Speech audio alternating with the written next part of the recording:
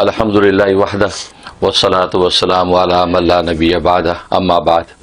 آج ہم بات کریں گے سورۃ النحل پر۔ سورۃ نحل، سورۃ النحل یہ قرآن کریم کی تدوینی اعتبار سے 16ویں نمبر کی سورت جی، اور نحل کہتے ہیں شہد کی مکھی کو۔ شہد کی مکھی، جی، اچھا اچھا، تو گویا کہ شہد کی مکھی کے نام پر اللہ تبارک و تعالی نے سورت کا نام رکھا ہے، کیونکہ اس سورت میں شہد کی مکھی کا تذکرہ ہے۔ اچھا، اس لیے کہ شہد کی مکھی حقیقت میں اللہ کی قدرت کی نشانیوں میں سے ایک نشانی ہے۔ جی ہاں، کیونکہ ظاہر ہے کہ عام مکھی اگر پھلوں پھولوں کا رس چوسے اور غذا کھائے تو فضلہ بن کے نکل جاتی ہے۔ درست، یہ عجیب چیز ہے کہ یہ جب چوستی ہے پھلوں پھولوں کا رس اور غذا کھاتی ہے تو شہد بن جاتا ہے شہد، اور جو بہت ہمارے لیے ضروری ہے۔ اس کو قرآن نے کہا شفاء للناس، کے لوگوں کے لیے شفا ہے، ہر بیماری کی شفا اللہ نے شہد میں رکھی ہے۔ واہ واہ، تو یہ قدرت کا کمال اس مکھی سے ظاہر ہوتا ہے۔ بالکل، تو اس لیے اللہ تبارک و تعالی نے سورۃ النحل کے نام سے اس سورت کا نام رکھا، اور اس میں گویا کہ یہ اشارہ کر دیا کہ اہل ایمان اور اہل کفر میں یہ فرق ہوتا ہے کہ اہل ایمان بھی کھاتے پیتے ہیں، اہل کفر بھی کھاتے پیتے ہیں، جی، لیکن اسی طرح کھانے پینے کا فرق ہوتا ہے کہ جیسے کافر اور مومن میں ہے ایسے شہد کی مکھی اور عام مکھی میں ہے۔ جی، کیونکہ مومن جب کھاتا ہے تو اس کو جو توانائی ملتی ہے تو توحید کا نعرہ بلند کرتا ہے، درست، خدا کے سامنے سجدہ ریز ہو جاتا ہے۔ جی، کافر جب کھاتا ہے تو گویا کہ وہ شرک کا کوڑا کرکٹ بنتا ہے۔ درست، تو یہ گویا کہ اشارہ کر دیا۔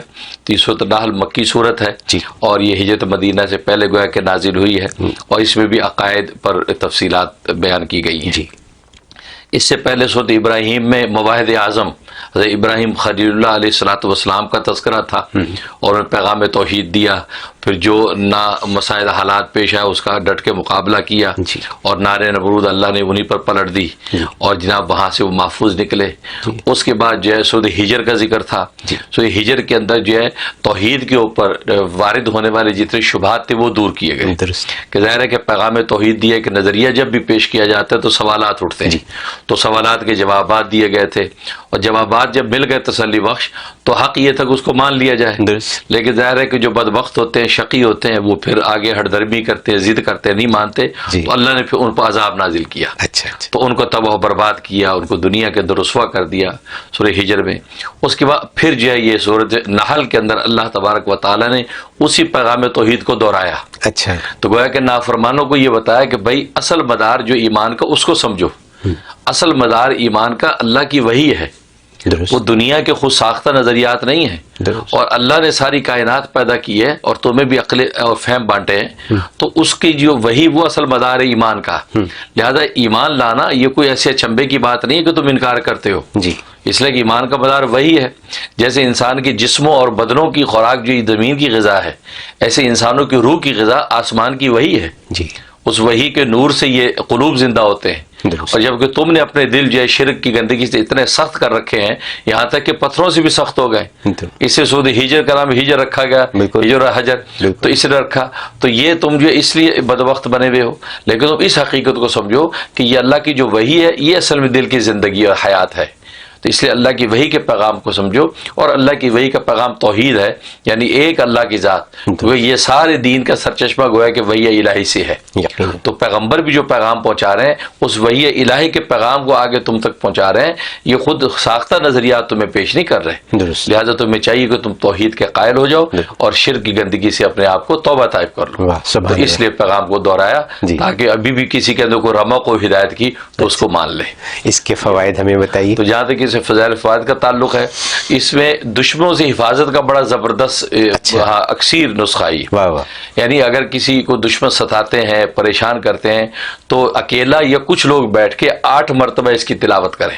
اچھا، 8 مرتبہ گویا کہ اس کا ختم کر کے دعا کر لیں تو اللہ تبارک و تعالیٰ جو دشمن سے اس کو محفوظ کر دیں گے۔ حصار بن جاتا ہے، ایسا حصار بن جاتا ہے کہ دشمن اس کے مطیع تابع دار ہو جائے گا۔ واہ واہ، اگر مطیع تابع دار نہیں ہوگا تو ایسا رسوا ذلیل و خوار ہوگا کہ دنیا دیکھے گی۔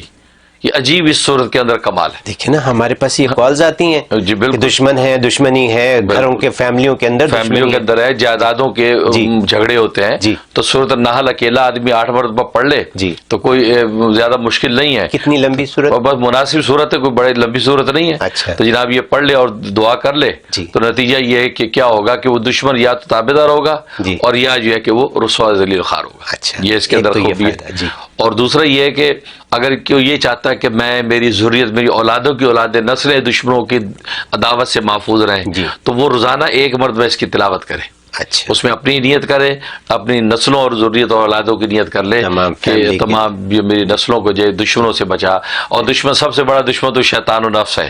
یہ نیت پہلے کرے کہ شیطان و نفس سے بچے جی. اور اس کے بعد باقی سارے دشمن, کیونکہ باقی سارے دشمن بھی شیطان و نفس ہی کا نتیجہ ہوتے ہیں کہ نفس ان کو ابھارتا ہے, شیطان اغوا کرتا ہے, تبھی وہ شرارت پر آمادہ ہوتا ہے. تو لہٰذا نفس و شیطان قابو میں آ گئے تو ویسے ہی دوسرے دشمن ویسے ہی ٹھنڈے ہو جائیں گے. تو یہ روزانہ ایک مرتبہ تلاوت کر لے تو دشمنوں سے اس کی حفاظت رہتی ہے. اور اس کے علاوہ یہ کہ اگر یہ چاہتا ہے کہ کوئی جگہ ہے, کوئی گھر ہے, کھیت ہے, بستی ہے کہ جہاں وہ کوئی چوکی دارہ نہیں ہے, کوئی حفاظت کا سامان نہیں ہے, تو یار اس کی حفاظت کیسی ہو, کوئی چیزیں خراب نہ کریں, تو وہاں پر یہ صورت لکھ کے اگر اس دیوار پہ وہاں پر لٹکا دی جائے اس مکان نے, تو اللہ تعالیٰ غیب سے حصار باندھ دیتے ہیں کہ ہر طرح کی حفاظت اس جگہ کی رہتی ہے, بھلے وہاں کوئی چوکی دار نہ ہو. دیکھیے نا یہ کتنی کام کی بات, زبردست صورت ہے. مطلب یہ کہ یہ بھی ہے لوگوں میں آنے جانے میں الارم سسٹم لگاؤ اور یہ کرو وہ کرو, اس سے بہتر یہ کہ صورت سورہ نحل سے اپنے تو الارم سے اس کو ڈیفیوز کرنے کے 100 طریقے نکالے. بالکل جی, اس سے پہلے یہ لٹکی بھی ہو گھر میں تو مجال ہے کہاں سے اللہ کیسی حفاظت کریں گے, چور بھی حیران ہو جائے گا.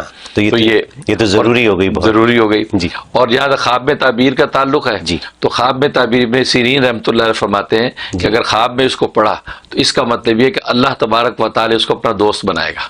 اچھا ہاں, اور یہ اہل دین کی صحبت اختیار کرے گا, نیک لوگوں کی صحبت میں رہے گا, اور اس کے مال میں خوشحادی و وسعت نازل ہوگی, اور اللہ اس کو اپنا دوست بنا لے گا. واہ واہ, یہ زبردست بشارت ہے اس میں. اور دوسرا یہ ہے کہ اس کا مطلب ہے کہ اللہ تعالیٰ اپنا خاص علم اس کو عطا فرمائیں گے, اس پہ علم لدنی کہتے ہیں. علم لدنی اپنا اللہ تبارک و تعالیٰ اس کو کچھ حصہ عطا فرمائیں گے. علم لدنی, اس کی مجھے تشریح کیجیے. لدنی کا مطلب ہے کہ ایک علم کسبی ہوتا ہے جو کتابوں سے پڑھ کے ہم حاصل کرتے ہیں, استاد کے سامنے بیٹھ کے پڑھتے ہیں. ایک اللہ ڈائریکٹ دل پر اتارتے ہیں, وہ علقہ اللہ خود ڈائریکٹ کرتے ہیں, وہ علم لدنی کہلاتا ہے. اس کو علم وحبی بھی کہتے ہیں, جو حضرت خضر علیہ الصلوۃ والسلام کو دیا گیا. حضرت خضر نے کسی سے پڑھا نہیں کہ اللہ نے براہ راست اس کو علم عطا کیا. تو یہ علم لدنی علم وحبی کہلاتا ہے, بغیر آپ کی محنت اور کسب کے آپ کو مل جاتا ہے, اللہ کی طرف سے مل جاتا ہے. تو یہ علم لدنی تو اللہ اس میں سے آپ کو حصہ عطا فرمائیں گے یہ سورت پڑھنے والے کو. ماشاءاللہ, تو بڑے اس کے اندر برکات اور فضائل برکات ہے. اور آپ نے فرمایا کہ یہ کوئی زیادہ لمبی آیت نہیں پڑھی جا سکتی ہے. جی بالکل, آسانی سے پڑھ سکتے ہیں.